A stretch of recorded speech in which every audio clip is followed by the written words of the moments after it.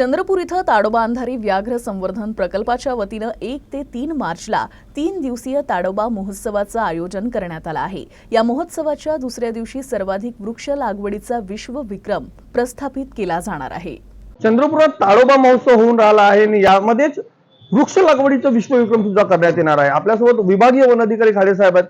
Sir, विश्वविक्रम Tadoba महोत्सव दरम्यान होणार आहे, कशा पद्धतीने सगळं? याच्यामध्ये प्रामुख्याने भारत माता हा एका शब्दामध्ये आपण 51,000 रोपं लावून हा विश्वविक्रम पार पाडणार आहोत। याची सद्यस्थितीमध्ये जागा जी आहे ती रामबाग कॉलनीमध्ये जो ग्राउंड आहे आपला त्या ग्राउंडमध्ये राहील आणि याच्यामध्ये चंद्रपूर जिल्ह्यामधले जेवढे काही वेगवेगळ्या सरकारी रोपवाटिका आहेत त्या रोपवाटिकामधून आपण ते सगळे जमा करणार आहोत आणि ते वेगवेगळ्या पद्धतीने भारत माता या स्टेन्सिलमध्ये ते सगळे व्यवस्थित ठेवले जातील।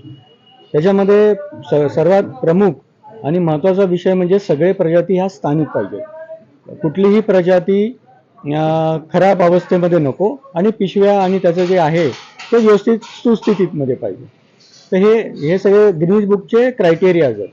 हे क्रायटेरिया सगळे फुलफिल केल्यानंतर मग आपल्याला ते 51,000 रोपांचं ते गिनीज बुकमध्ये 2 तारखेला सकाळी 7 वाजता 7 ते 9 असं त्यांचा टायमिंग आहे, ते त्याला पूर्ण पाहणी करतील आणि जर आपण त्यांच्या क्रायटेरियामध्ये त्यांच्या नॉर्म्समध्ये बसलो तर मग आपण त्या गिनीज बुक ऑफ वर्ल्ड रेकॉर्डमध्ये आपल्याला ते नामांकन मिळेल। सर, किती लोक या सगळ्या विश्वविक्रम दरम्यान सामील होणार आहे आणि याच्यामध्ये कोणत्या लोकांना आपण इन्व्हाइट केलं? बघा, हा जो उपक्रम आहे हा ताडोबा फेस्टिवलच्याच अंडर आहे।